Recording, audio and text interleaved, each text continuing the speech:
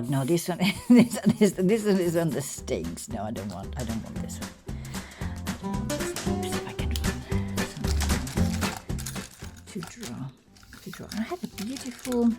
I remember Pete Layzell. He taught me how to use the. How to use marker. The marker. Let's see if that works better. Oh, definitely so much better. So, yeah, this is the story behind this figure.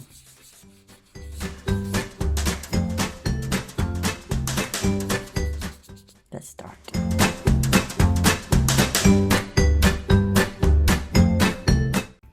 So it was 1991, and I went to La Val d'Armeveille in south of France, very close with the border with Italy. And actually, it's not that I went. My husband, bless him, he took me.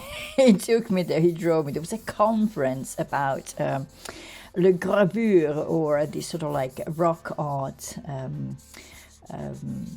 Figures and marks left in south of France on the Alps. So we went there. I remember it was July. It was really, really cold, and we were nicknamed les archéologues. I remember by by a woman who was selling us cake in the morning, and so that's where I found and I noticed a figure of beautiful figure of the Sorcerer. And so while we were there, I just sort of like fell in love with this sort of like mythological figure, and I think that must have been like 1991 or 1992 probably, because I was still at university there. So anyway, fast forward to 2019. At that point, I am divorced. I don't live in Italy anymore, but I live in the UK, and I'm doing actually my foundation in arts and design at Blackburn College, and under the tutelage of Jamie Holman, I started doing. Let's find something a bit thicker than this. I think that Jamie just didn't want me to ask any questions anymore. So what he did, he gave me a whole corridor, and in that corridor I started drawing, and I created this sort of like a temporary exhibition titled Legacy. And there I started writing on the walls, and well, we would say the rest is history.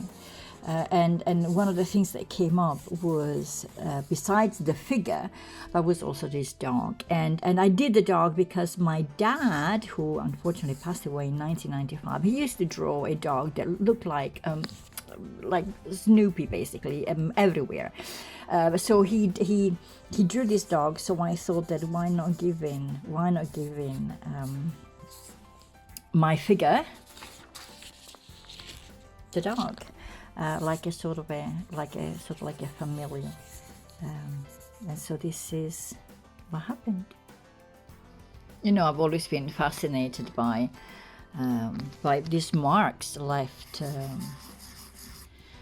on the rocks, and people wanting to communicate and tell us something, and show us that actually they stopped to think, and there was this sort of like this need in my mind of these figures and these people trying to show that there was a connection with something that was definitely higher, but also an intense connection with whatever the world was around them.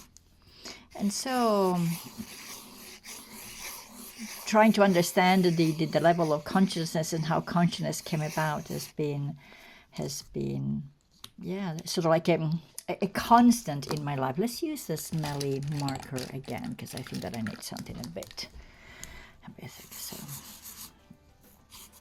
yeah. So even when I went and I did I did a residency in London right before COVID at the crypt, and one of the first figures that I actually drawn was always her. It started as a him, but I think it's her. It's messy Matt. If you think about from a Jungian perspective, that is my being a child, but also the shadow. It's also my connection with the supernatural, with the divine, and with the understanding the level of consciousness. Let me see if I can actually do this and not ruin everything.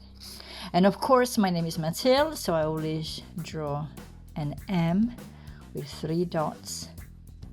Don't think that I am so unique. I just stole the idea from Basquiat as a queen with her crown.